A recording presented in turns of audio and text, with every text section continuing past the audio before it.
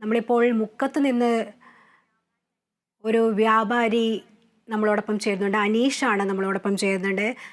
അനീഷ്, ഈ വാർത്ത വളരെ അതായത് മണിക്കൂറുകളായി നമ്മൾ റിപ്പോർട്ട് ചെയ്തുകൊണ്ടിരിക്കുന്നുണ്ട്. ഈ മുക്കത്ത് നിന്നും നമുക്കറിയാം ഒട്ടേറെ പേർ നമ്മളെ ഫോണിൽ ബന്ധപ്പെടുകയും ഒക്കെ ചെയ്തിട്ടുണ്ട്. അവിടുത്തെ ഒരു അവസ്ഥ എങ്ങനെയാണ്? വയനാട്ടിലേക്ക് യാത്ര തിരിച്ചിട്ടുണ്ടോ? എന്തെങ്കിലും പുതുതായിട്ട് വിവരങ്ങൾ പങ്കുവെക്കാനുണ്ടോ? ഞങ്ങള് മുക്കത്തിന് വ്യാപാരി വ്യവസായ ഏകോപന സമിതിയുടെ ആംബുലൻസ് ഉണ്ട്. ആ ആംബുലൻസുമായിട്ടാണ് ഞങ്ങൾ പോകുന്നത്. ഇവിടെ നിലവിൽ ഒരുപാട് ഭക്ഷണ സാധനങ്ങൾ ആയിട്ട് ഞങ്ങൾ ഇങ്ങോട്ട് വന്നത്. ഇവിടെ വന്നപ്പം ഒരുപക്ഷെ കേരളം കണ്ട ഏറ്റവും ഭയാനകമായ ഒരു ദുരന്തം, ഏറ്റവും വലിയൊരു ദുരന്തമാണെന്ന് പറയാം. കാരണം ഇവിടെ കാഴ്ച നമ്മൾ ടെലിവിഷനിൽ മറ്റും കണ്ടതിന്റെ അപ്പുറത്തേക്കാണ് ഇവിടുത്തെ കാഴ്ചകൾ. നിരവധി ആളുകളാണ് ഇതിന്. ഞാൻ നിൽക്കുന്ന ഒരു ഭാഗം ഇവിടെ വില്ലേജ് ഓഫീസിന്റെ പരിസരത്താണ്. അതിന് മുകളിലായിട്ട് ഏതാണ്ട് ആയിരക്കണക്കിന് മരങ്ങൾ വന്ന് അടിഞ്ഞു കൂടി കിടക്കുകയാണ്. അത് ആകെ ഒരു JCB മാത്രമേ അവിടെ നിലവിൽ ആ ഒരു ബുദ്ധിമുട്ട് മാറ്റാനുള്ളൂ. മനുഷ്യന്മാർക്ക് മാറ്റാൻ വലിയ പ്രയാസമാണ്. ഇനിയും വലിയ ഹിറ്റാച്ചുകളൊക്കെ വന്നാൽ അത് മാറ്റാം. അതിന്റെ അടിയിൽ വയനാട് എത്തിയോ? ഞാൻ വയനാട്ടിലാണ്, ദുരന്ത സ്ഥലത്താണ് ഉള്ളത്. മേപ്പാടിയുടെ ദുരന്ത സ്ഥലത്താണ് ഉള്ളത്. അപ്പൊ അവിടെയുള്ള ഒരു പ്രവർത്തനങ്ങളൊക്കെ ഇപ്പൊ കാണാൻ സാധിക്കുന്നുണ്ടോ?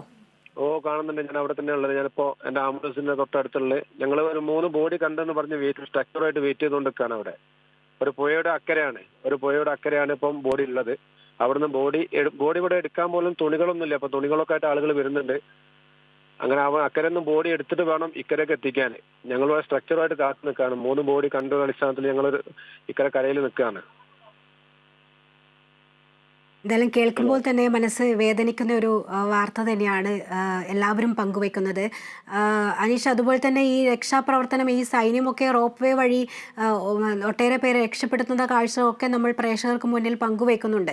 അത്തരം പ്രവർത്തനങ്ങളൊക്കെയല്ലേ ഇപ്പോൾ നടക്കുന്നത്? ഇനിയിപ്പോൾ ഒരു നടപ്പാലം, താൽക്കാലികമായ ഒരു പാലം നിർമ്മിച്ച് കഴിഞ്ഞാലേ ഇനി കൂടുതൽ പേരെ രക്ഷപ്പെടുത്താൻ സഹായകമാകൂ എന്നുള്ള കാര്യം കൂടി നമുക്ക് പുറത്തു വരുന്നുണ്ട്. അത് ഒരു ഭാഗത്ത് മാത്രമാണ്. ഏതാണ്ട് 3 ഭാഗത്തായിട്ടാണ് ഈ ദുരന്തം നടന്നത്. ഒരു ഏരിയ മാത്രമല്ല. ഞങ്ങൾ നിൽക്കുന്നത് ഒരു ഭാഗത്താണ്. ആ ഭാഗത്ത് ഒരു റോഡ് കുറുകെ ആയിട്ട് പുഴ ഗതി മാറി വന്നിട്ടുണ്ട്. ഇപ്പൊ റോഡിന്റെ മുകളിലൂടെയാണ് പുഴ ഒഴുകുന്നത്. അപ്പൊ ആ പുഴ മറി കടന്നു വേണം അക്കരെ എത്താന്. ഇവിടെ ഒരു പോലീസും റെസ്ക്യൂ ടീമും മിലിറ്ററി ടീമും ഒക്കെ ഉണ്ടെങ്കിലും കൂടി അവിടെ മനുഷ്യ സഹായമായിട്ട് കഴിയില്ല. മിഷനറികൾ ഉപയോഗിച്ച് മാത്രമേ അവിടെ ഇനിയൊരു രക്ഷാപ്രവർത്തനം നടത്താൻ പറ്റുള്ളൂ. ആളുകൾക്ക് ആ മരത്തിന്റെ മുകളിൽ നടന്നു പോകാനൊക്കെ ചളി അത്രയും നിറഞ്ഞതുകൊണ്ട് നടന്നു പോകാനൊക്കെ വലിയ പ്രയാസമുണ്ട്. അനീഷ് കോഴിക്കോട് നിന്നാണല്ലോ വയനാട്ടിലേക്ക് യാത്ര തിരിച്ചത്. അപ്പോൾ ഈ യാത്രക്കിടെ ഈ റോഡും കാര്യങ്ങളൊക്കെ എങ്ങനെയായിരുന്നു? അതായത് വാഹനങ്ങൾ കടത്തിവിടാൻ പല വാഹനങ്ങളും കടത്തിവിടുന്നില്ല, റോഡൊക്കെ ബ്ലോക്ക് ചെയ്തിരിക്കുകയാണ്, റോഡൊക്കെ പൊട്ടിപ്പൊളിഞ്ഞ് തകർന്നൊരു അവസ്ഥയിലും മണ്ണിടിച്ചിലും ഒക്കെ ഉള്ള ഒരു സാഹചര്യമൊക്കെ കാണുകയുണ്ടായോ? അതെ. ഞാൻ കോഴിക്കോട് മുക്കത്ത് നിന്നാണ് ഞങ്ങൾ യാത്ര പുറപ്പെട്ടത്. ഏതാണ്ട് അടിവാരം, മീങ്ങാപ്പുഴ അടിവാരം ഭാഗത്ത് എല്ലാ ഫോർവേഡ് ലോറികളും പോലീസ് സൈഡാക്കി. ഭാഗം കൂടിയ ഒരു ലോറികളൊന്നും വാഹനങ്ങൾ ചുരത്തിലേക്ക് കടത്തിവിടുന്നില്ല. അതുകൊണ്ട് ചുരത്തിലൂടെ നമുക്ക് വളരെ ആംബുലൻസ് എത്തിപ്പെടാൻ സാധിക്കുന്നു. അതേപോലെ ചുരത്തിൽ തന്നെ ഒരുപാട് ബീച്ചുള്ള സ്ഥലങ്ങളുണ്ട്. നിരവധി ചെറിയ ഇടിഞ്ഞിട്ട് മതിലുകൾ ഇടിഞ്ഞ് റോഡിലേക്ക് കിടക്കുന്നത് കാണാൻ സാധിക്കും. ഇന്ന് യാത്രയിൽ നല്ല കുത്തൊഴുക്കാണ് ചുരത്തിന്റെ മുകളിൽ നിന്ന് വെള്ളം വരുന്നത്. അതുപോലെ തന്നെ പല ഭാഗത്തും ചുരം ഇടിഞ്ഞു വീർന്നും റോഡിലേക്ക് മണ്ണ് വീഴുന്ന സ്ഥലങ്ങളൊക്കെ ഉണ്ട്.